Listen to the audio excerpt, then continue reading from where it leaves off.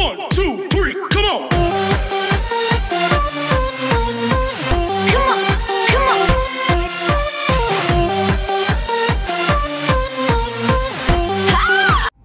अब हम लोग प्रश्नावली 1.1 का 5वां प्रश्न देखते हैं। 5वें प्रश्न में दिया गया है कि यूक्लिड विभाजन की प्रमेयिका का प्रयोग करके दर्शाइए कि किसी भी धनात्मक पूर्णांक का घन किसके स्वरूप में 9m या 9m + 1 या 9m + 8, यहाँ पर देखिए यहाँ का छूटा हुआ है, यहाँ पर आ गया, देखिए यहीं पर लिख दे रहा हूँ, 9m + 8 के स्वरूप में होता है। 3 स्वरूप में अपने को लेके आना है। ये भी ध्यान रखना, धनात्मक पूर्णांक का घन यानी क्यूब, धनात्मक पूर्णांक मान लेना है a और उसका घन करना पड़ेगा। इसमें पिछले प्रश्न में हम लोग वर्ग किए थे, यहाँ धनात्मक पूर्णांक का वर्ग दिया हुआ था, तो पिछले प्रश्न में हम लोग वर्ग किए थे। इस प्रश्न के अंदर धनात्मक पूर्णांक का घन दिया हुआ है, तो धनात्मक पूर्णांक a मान करके उसका घन निकालना पड़ेगा। तो सबसे पहले हम मान लेते हैं कि माना धनात्मक पूर्णांक a है, माना धनात्मक पूर्णांक बराबर a तथा b बराबर, देखिए पिछले प्रश्न में यहाँ 2m + 1 आया था तो b की जगह पर हम 2 माने थे, एक में 3m + 1 आया था तो b की जगह पर 3 माने थे। यहाँ पर 9 आया हुआ है तो b की जगह पर 9 मानेंगे, लेकिन जब 9 मानेंगे तो बहुत बड़ी बड़ी संख्या हो जाएगी, शेष भी 9 से छोटी संख्या यानी 8 तक आएगी, बहुत बड़ा प्रश्न करना पड़ जाएगा। तो इसका एक उपाय और भी है कि 9 का गुणनखंड क्या होता है, 9 का गुणनखंड होता है 3 × 3 और ये दोनों समान हैं, यानी ये 3 और ये 3 दोनों एक बराबर है, तो इसलिए b बराबर 3 भी मान सकते हैं। ठीक है, b बराबर 3 क्यों माना गया ये समझ में आ गया। पिछले प्रश्नों में यहाँ पर एक जगह 2m था तो 2 माने थे, एक जगह 3m था तो 3 माने थे b का मान, एक जगह 6m था या 6³ था तो उसमें 6 माना गया था। यहाँ पर 9 है, जब 9 है तो 3 क्यों माना गया समझ में आया, क्योंकि 9 का गुणनखंड 3 × 3 होता है और ये दोनों समान है, ये भी 3 है ये भी 3 है, इसलिए b का मान हम क्या मान लिए 3। अब यूक्लिड विभाजन प्रमेयिका से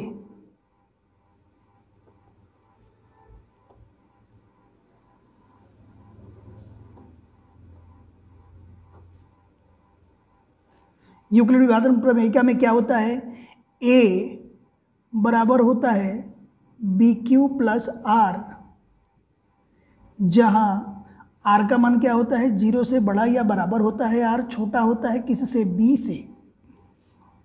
इसलिए यहाँ पर देखो 0 से बड़ा होगा या बराबर होगा, R छोटा होगा, B का मान कितना माने हैं 3, यानी 3 से सभी छोटी संख्याएं R का मान होगी। 3 से छोटी सभी संख्याएं, 3 के बराबर नहीं, यहाँ नीचे लाइन नहीं है, 3 के बराबर नहीं, 3 से छोटी सभी संख्याएं b का r का मान होगी। तो इसलिए लिखेंगे, इसलिए r का मान या r का संभावित मान बराबर क्या क्या हो सकता है, 0 हो सकता है, 1 हो सकता है, 2 हो सकता है, 3 नहीं होगा क्योंकि यहाँ पर नीचे लाइन नहीं है। r के संभावित मान हो गए, तो इसलिए अब a के संभावित मान लिखे,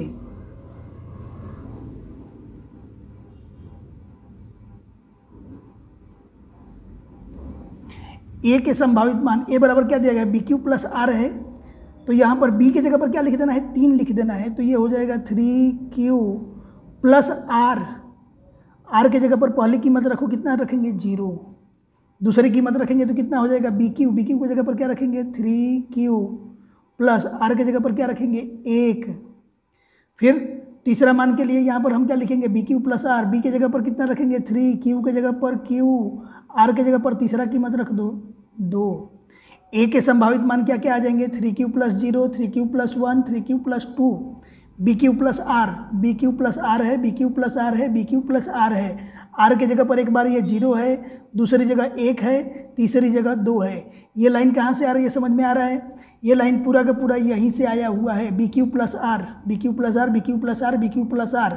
3 बार क्यों लिखना पड़ा BQ + R, a बराबर तो एक ही बार BQ + R होता है, 3 बार इसलिए लिखना पड़ा कि R के 3 संभावित मान थे 0, 1, 2, तो एक बार 0 रखा गया, एक बार 1 रखा गया, एक बार 2 रखा गया।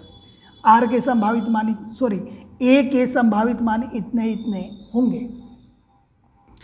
अब प्रश्न में क्या है, धनात्मक पूर्णांक का घन, यानी घन करना पड़ेगा। अब पहले कंडीशन में स्थिति 1 में देखो a बराबर कितना दिया गया है, a बराबर दिया गया है 3q + 0 यानी 3q दिया हुआ है। तो इसलिए इसका घन अगर करते हैं तो a³ बराबर यहाँ पर हो जाएगा 3³ का घन, क्योंकि इधर घन करेंगे तो इधर भी घन करना पड़ेगा, यानी इधर 3 घात करेंगे तो इधर भी 3 घात करना पड़ेगा।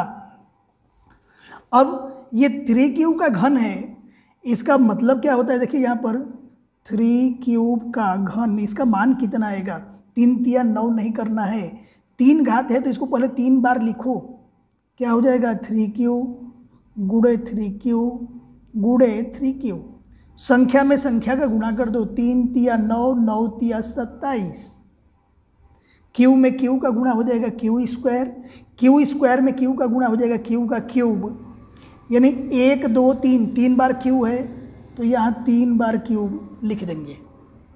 3q का घन का यही आंसर आ जाएगा 27 क्यूब की 3 घात, ये हो जाएगा 27 क्यूब की 3 घात। अब ये पहला मान हो गया। जो पहला मान हुआ उसको हम लोग क्या लिख सकते हैं, इसको हम ऐसे भी लिख सकते हैं, यहाँ पर 27 आया हुआ है तो 9 और कोष्टक के अंदर 9 कॉमन कर लेंगे तो कितना बचेगा 3 क्यूब का क्यूब, गुणा करेंगे तो 9 × 27 क्यूब का क्यूब यानी क्यूब की 3 घात, इसी के बराबर आ जाएगा। ये किसके स्वरूप में हो जाएगा, ये 9, ये पूरे कोष्टक को m मान लेंगे, देखिए तो बराबर यहाँ पर क्या लिख सकते हैं 9, ये m यहाँ पर लिख देंगे कि जहाँ m बराबर, m किसको माने थे, पूरा कोष्टक को, तो m बराबर 3 क्यूब की 3 घात, ये मिल गया समीकरण 1, ये वाला स्वरूप अपने को प्राप्त हो गया। अब दूसरी स्थिति हम लोग लेते हैं।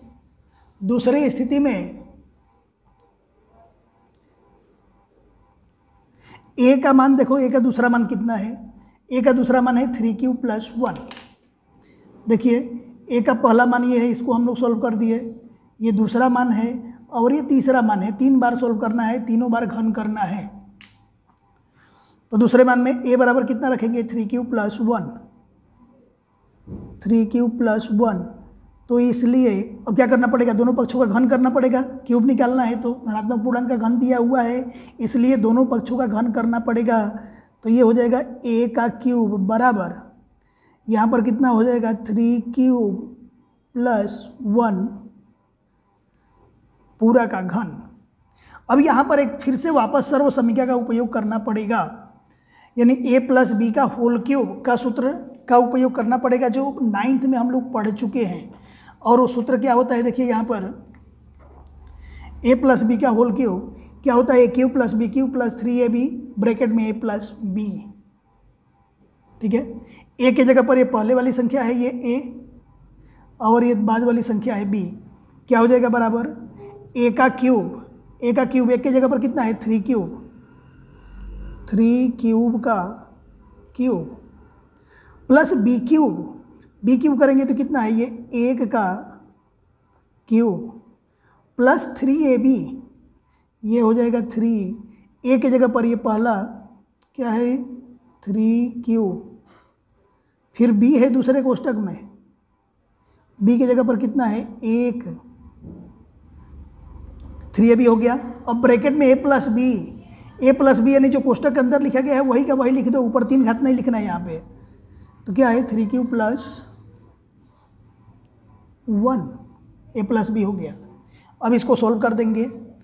अभी हम लोग 3 क्यूब की 3 घात यहाँ पर निकाले थे, 3 क्यूब की 3 घात कितना आया है 27 क्यूब की 3 घात, तो ये हो जाएगा 27 क्यूब की 3 घात। 1 की 3 घात, 1 × 3 3 मत करना वापस, इसका मतलब ये होता है कि इसको 3 बार लिख करके गुणा कर दो, 1 × 1 × 1 1 ही आएगा। तो 1 की 3 घात कितना हो जाएगा 1 प्लस ये तीनों कोष्टक का पहले गुणा कर दो, 3 में 3 का गुणा हो जाएगा 9 क्यूब, 3 में 3 का गुणा 9, 9 में 1 का गुणा 9 ही रहेगा, यहाँ रहेगा क्यूब और ब्रैकेट के अंदर कितना हो जाएगा 3q प्लस 1। अब ये कितना हो जाएगा 27 क्यूब का क्यूब, इसको पहले लिखो और +1 बाद में रखना है, क्योंकि देखो यहाँ पर +1 आया है, तो इसको पहले लिखेंगे तो क्या हो जाएगा ये 9 क्यूब ब्रैकेट के अंदर 3q प्लस 1, बचा क्या ये +1। अब ये बताइए इन दोनों में से प्लस के इधर और प्लस के इधर यहाँ तक 9 कॉमन हो सकता है। देखिए यहाँ 9m दिया हुआ है तो 9 कॉमन हो सकता है, यहाँ भी मिल जाएगा यहाँ भी मिल जाएगा। तो 9 कॉमन जब कर लेंगे तो 9 तिया 27, यहाँ पर बचेगा 3, क्यूब है तो क्यूब 3 घात है तो 3 घात, 9 एकम 9, पूरा का पूरा 9 कॉमन में चला गया। बचा क्या यहाँ पर बचा क्यूब, ब्रैकेट में क्या बच जाएगा 3q प्लस 1। अब आप ऐसा बोलोगे कि सर आपने 9 यहाँ पर कॉमन कर लिया और यहाँ पर कॉमन नहीं किया, तो बेटा देखो यहाँ से और यहाँ तक एक ही पद है, ये बीच में प्लस माइनस नहीं है ब्रैकेट और इसके बीच में, तो यहाँ से यहाँ तक एक ही पद है, इसलिए एक ही बार 9 यहाँ से कॉमन होगा, अंदर से नहीं होगा। और यहाँ पर क्या हो जाएगा +1। अब देखिए यहाँ पर ये क्या हो जाएगा 9, ये पूरा कोष्टक को m मान लो तो ये कितना हो जाएगा m प्लस 1। अब लिख देंगे कि जहाँ m बराबर कितना है 3 क्यूब का क्यूब प्लस क्यूब ब्रैकेट में 3q प्लस 1, m का मान ये है तो 9m प्लस 1 आ गया, इसको हम मान लेंगे समीकरण 2। ठीक है, तो यहाँ पर लिख देंगे कि a इक्वल टू कितना है ये 3q प्लस 2, इसलिए ये तीसरी कंडीशन है। पहले कंडीशन पर इसको सॉल्व किए, दूसरी कंडीशन पे इसको सॉल्व किए, तीसरी कंडीशन पे इसको सॉल्व किए। तो इसलिए क्या करना है धनात्मक पूर्णांक का घन करना है, घन यानी क्यूब करना है, तो यहाँ दोनों पक्षों का घन कर देंगे वापस। तो ये क्या हो जाएगा a का घन बराबर यहाँ पर कितना हो जाएगा 3q प्लस 2 का घन। जैसे हम लोग ये दूसरा वाला सोल्व किए थे सेम वैसे ही इसको सोल्व करना है, बस यहाँ 1 के जगह पर इसमें 2 है, बाकी कोई अंतर नहीं है। अब वापस वही सूत्र का हम लोग उपयोग करेंगे। वापस जब वही सूत्र का उपयोग करेंगे तो देखिए a प्लस बी का होल क्यूब सूत्र आ गया। तो a प्लस बी का होल क्यूब के सूत्र में क्या होता है, पहले होता है a क्यूब के जगह पर कितना लिखेंगे 3q का cube plus B cube, B के जगह पर कितना है 2, तो यहाँ पर लिख देंगे 2 का क्यूब प्लस 3ab, ये हो जाएगा 3, ए के जगह पर कितना होगा 3q, 3a हो गया, और b के जगह पर 3ab है तो b के जगह पर कितना हो जाएगा 2। ध्यान से देखो, पहला बार है a क्यूब तो उसके जगह पर हमने लिख दिया, दूसरी बार है b क्यूब, b के जगह पर 2 है तो 2 का क्यूब लिख दिया, प्लस ये 3 है तो 3, a है तो a के जगह पर 3q याद रखना है, b के जगह पर क्या याद रखना है 2 याद रखना है, कोष्टक में a प्लस b, तो दूसरे कोष्टक में a के जगह पर क्या लिख देंगे 3q प्लस b के जगह पर क्या रख देंगे 2। ये ऐसे नहीं समझ में आया तो सबसे लास्ट में यही कोष्टक उठा के यहाँ लिख देना है, सिर्फ 3 घात नहीं लिखना है। तो यही कोष्टक 3q प्लस 2 है तो 3q प्लस 2 हमने लिख दिया। अब इसको सॉल्व किया जाए, कैलकुलेशन किया जाए, तो देखिए 3q की 3 घात को जब हम सॉल्व करेंगे तो कितना हो जाएगा 27 क्यूब की 3 घात। कैसे आएगा अभी मैं पहले बता चुका हूँ, 2 की 3 घात, 2 की 3 घात यानी 2 तिया 6 नहीं, 2 गुणे 2 गुणे 2, 3 बार लिखोगे तो कितना आएगा 8 आएगा। यहाँ से यहाँ तक संख्या का पहले गुणा कर लो, 3 तिया 9, 9 में 2 का गुणा हो जाएगा, कितना हो जाएगा 18, ब्रैकेट के अंदर कितना हो जाएगा 3q और प्लस 2। देखिए इसमें क्या लेके आना है 8 लेके आना है, तो इस 8 को लास्ट में हम कर देंगे, बाकी को इधर कर देते हैं। अब एक चीज़ आप और देखोगे, कई बार लोग क्या करते हैं जगह चेंज करने में निशान चेंज कर देते हैं, 8 यहाँ प्लस है उधर जाएगा माइनस, ऐसा नहीं, ये 8 बराबर के दाहिने साइड है प्लस में, बराबर के अगर बाएं साइड में लेके आना होता है तो निशान बदलते हैं।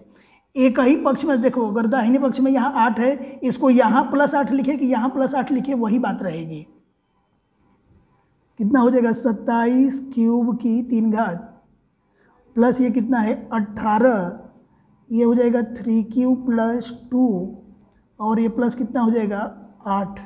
यहाँ 9 है, 9 कॉमन कर लो, इन दोनों में से 9 कॉमन हो भी जाएगा। दोनों में से जब 9 कॉमन कर लेंगे तो 9 तिया 27 बचेगा 3 और यहाँ क्यू की 3 घात, 9 कॉमन करना है 18 में से, तो 9 दूनी 18, यहाँ बचेगा 2, कोष्टक के अंदर 3Q + 2। फिर वापस यहाँ कोष्टक में से कॉमन नहीं होगा, 18 में से हो चुका है क्योंकि यहाँ से यहाँ तक एक ही पद है, अलग अलग नहीं है। कोष्टक बंद, फिर ये +8, ये हो जाएगा 9, ये पूरे कोष्टक को m मान लो तो कितना हो जाएगा m + 8 लिखेंगे, जहाँ m किसको माने थे पूरा कोष्टक को, तो m बराबर कितना हो जाएगा 3 की 3 घात + 2 ब्रैकेट में 3Q + 2, इसको मान लेंगे समीकरण 3, क्योंकि 1 और 2 तो पहले से मान चुके हैं। ये बताओ एक में क्या आया था 9m, एक में क्या आया था 9m, देखिए यहाँ पर 9m दिया गया है प्रश्न के अंदर भी।